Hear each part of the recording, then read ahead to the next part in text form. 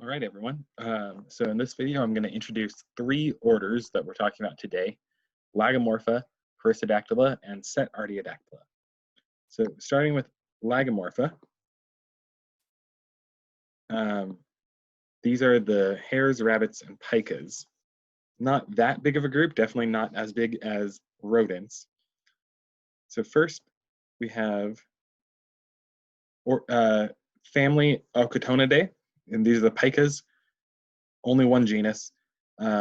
One species of pika is found in the lower 48. There's another species of pika found in Alaska and Canada, but those are the only two pikas in North America. The other 28 pikas are all found in Eurasia, mostly in Central Asia. Leporidae is the other family we have in order Lagomorpha, the rabbits and hares. There are species mostly all over the world, not Australia, not a few islands, but most of the large continental places, you have rabbits on the major continents. We have lots of species in the United States. These are a few that are outside of the lower 48. And these are the ones, well, these are the rabbits that we have in Montana. So top left is the pygmy rabbit. This is an endangered species mostly found in Idaho and the Great Basin. Its range extends a little bit into Montana. So these other three are all cottontails, and they are very difficult to tell apart for skins or skulls, so we're just going to use the genus Silvolagus. Right there where it says Silvolagus spp, that means multiple members of the genus Silvolagus without specifying any in particular. But you should be able to identify what species you see in the wild because they inhabit different ecosystems and have different ranges. So the desert cottontail on the bottom left is more of a Great Basin Southwest US species that gets just a little bit into Southwest Montana. The eastern cottontail, on the bottom right, extends into eastern Montana, but is mostly Midwest and East Coast and the South, all that area. And the one that we see around Missoula and the one that you'll see most commonly in Montana is the mountain cottontail, Silvolagus nutali. And I know that some of you know this because you've done field journals on Silvolagus nutali. So then the hares we have in genus Lepus, we have two jackrabbits and the snowshoe hare. The black-tailed jackrabbit is also more of a desert species found in a bit of southwest Montana. White-tailed jackrabbit is more of a Great Plains species, and the snowshoe hare is more of a boreal forest species. So they don't overlap too much in Montana, but they're all found here. And of these three species, the black-tailed jackrabbit does not change its coat in the winter, but the white-tailed jackrabbit and the snowshoe hare do change their coats in the winter, as is shown by the pictures on the right. All right, so that's enough of the lagomorphs. Now let's get into ungulates, big animals that everyone loves. Ungulates are unguligrade, so you can see here that there is a single toe. Well, depending on the species, there's one or two or so toes on the ground, but the rest of the quote-unquote fingers are not touching the ground. So we have two orders of ungulates. We have the Perissodactyl, so these are the odd-toed ungulates, which only has three families: the horses, the rhinos, and the tapirs. Of these three families, we'll only look at the horses, and we'll only talk about one species, the horse, Equus caballus. And I'm not going to really get into it, but there are horses that you may see in the wild in Montana, and there's a huge debate over whether Mustangs, wild horses, feral horses, should they be there or not? How should we manage horses? It's a huge thing. Lots of debates, lots of politics around it. But just know that there are horses. All right, so then the last order is the biggest that we'll talk about today, and this is Cetartiodactyla. Now, Artiodactyla was the name for the even-toed ungulates, and Cetacea was the whales. But then recent evidence has made it clear that actually the whales are nestled in within the order Cetartiodactyla, so that's why we have to kind of combine it all together. And there's some fossil evidence. So B right there, Perissodactyla, was an early whale that looks whale-like in lots of ways, but still had this bone here that was found in the ankle. And so you can see it looks similar to the ungulate ankles and not like most mammals. So that and then genetic evidence has made it clear actually whales belong within Cetartiodactyla. Okay, so going through some major groups that are not found in Montana: Camelidae, camels and llamas, found in, well, deserts in the Eastern Hemisphere and also South America. There are a number of species of pigs, including one of my favorites, the babirusa bear, which has tusks growing through the roof of its mouth. That's found in Indonesia on the island of Sulawesi. Peccaries, or javelinas, are closely related but distinct enough to be their own family. And you'll see some peccaries in lots of South and Central America getting into the southwestern US, but not up to Montana. Then whales, lots of species of whales and dolphins. Not really going to go into it because Montana is a landlocked state. But as I mentioned before, these belong within the group Cetartiodactyla. And actually, whales are more closely related to hippos than hippos are to any other ungulate.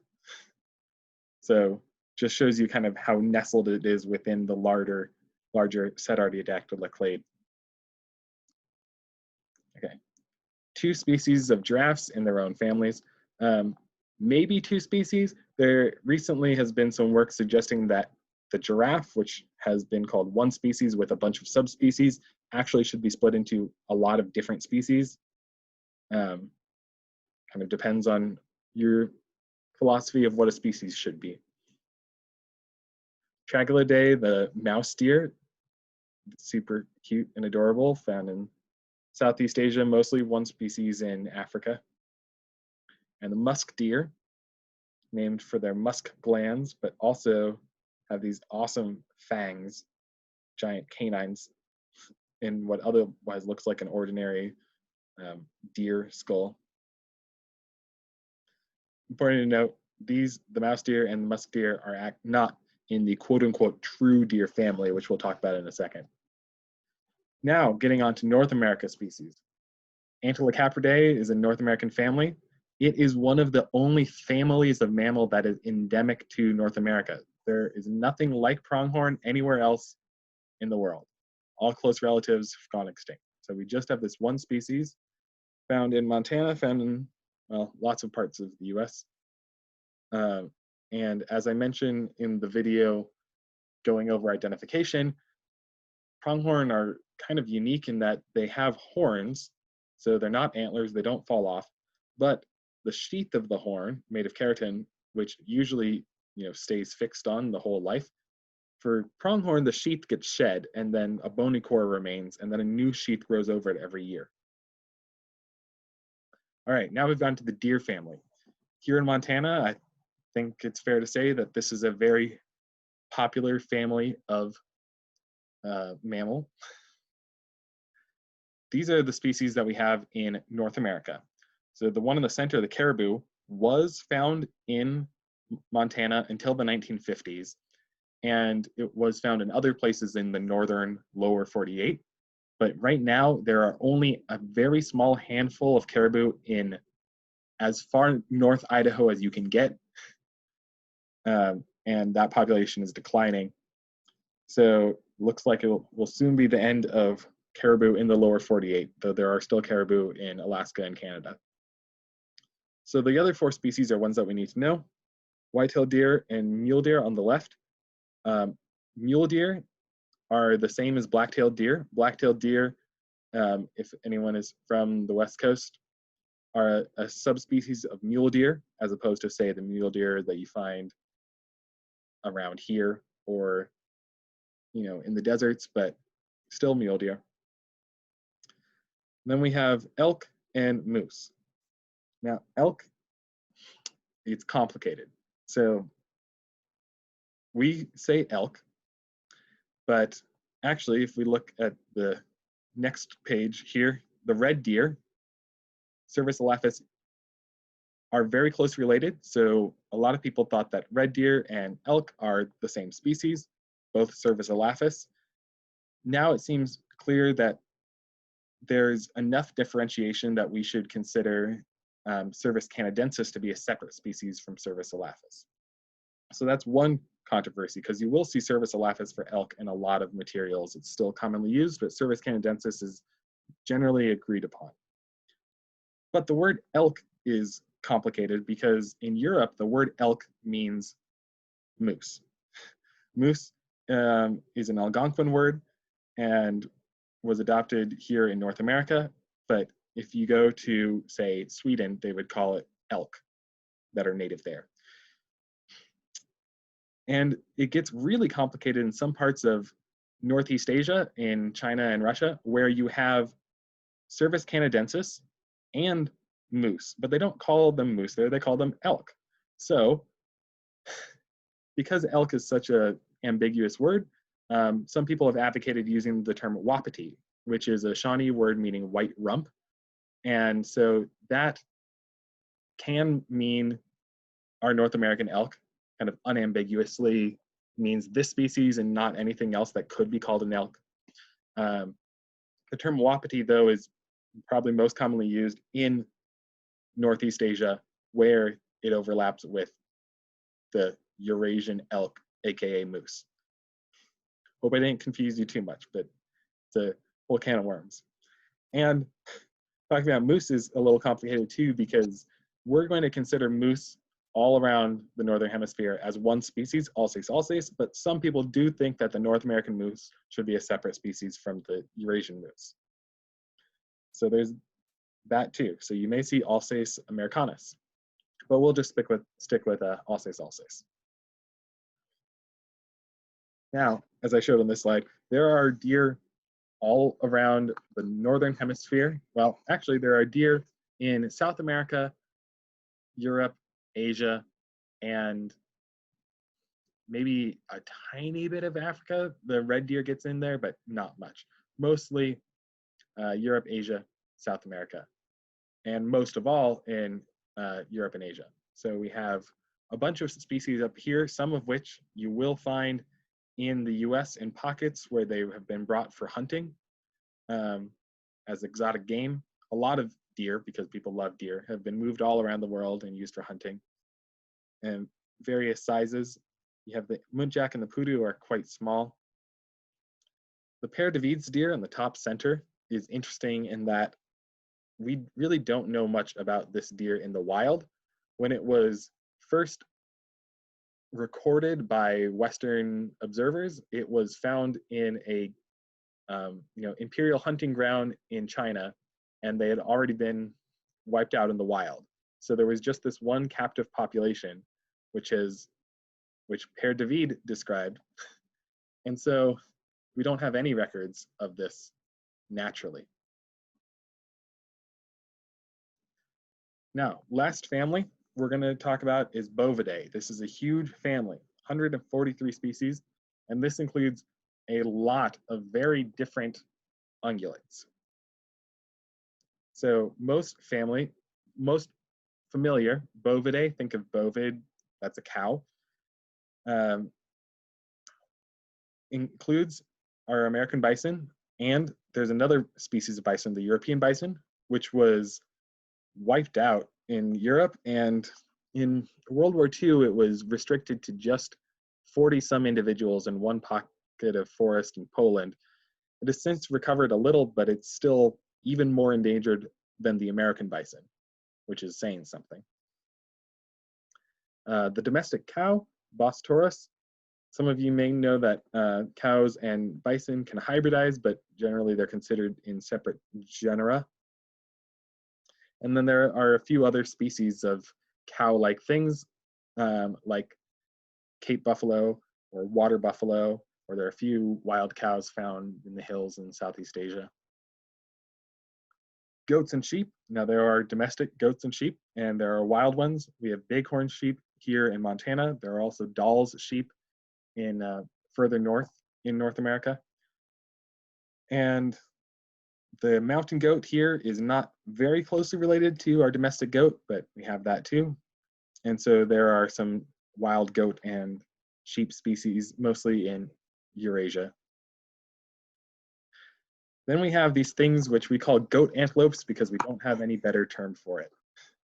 They include the muskox, which is another North American bovid, but is not that closely related to cattle, and is actually more closely related to these things on the screen, which are mostly found in Asia. And since they weren't found in Europe, they didn't get their own name, so we call them goat antelopes. Now, the term antelope refers to anything in Bovidae that I didn't talk about before.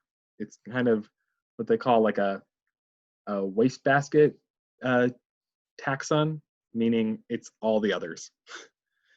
There are lots of antelope species in Asia, including these ones shown here, the Saiga antelope with that giant nose, black bucks in India, Mongolian gazelle, but most of the antelopes are going to be in Africa. Huge diversity and all sorts of things. So in the top right, we have a dik-dik, which is super, super small, like maybe large rabbit size. And then we have smaller gazelles, and we have larger animals, and some like the Sichuanga are found more in wetlands. We have the springboks that jump. We have the dikers in the deep forest. When we get all the way up to eland size, which is the size of a cow, and just lots of cool things with crazy horns. Important to note, all of these bovids in Bovidae have horns. The horns stay on for the whole life. They have a keratin sheath with a bony core, unlike the antlers, which are shed every year. And depending on the species, males and females may both have horns, or maybe only one of them does. Now that we've wrapped that up, let's review the species that we need to know for this class. So we have one pika, the pygmy rabbit. We have 3 hare/jackrabbits in genus Lepus. The cottontail, we're just sticking with genus Sylvolagus, so you don't need to worry about the 3 different species we have. We have the horse. We have 4 deer, and we have the pronghorn, bighorn sheep, mountain goat, bison, and we're going to talk about the cow, which you probably won't find, roaming wild, but it's important and useful to distinguish with the bison. So I hope that this week will be enjoyable, since everyone loves large animals, and they're probably more familiar to you than most of the rodents. So good luck this week.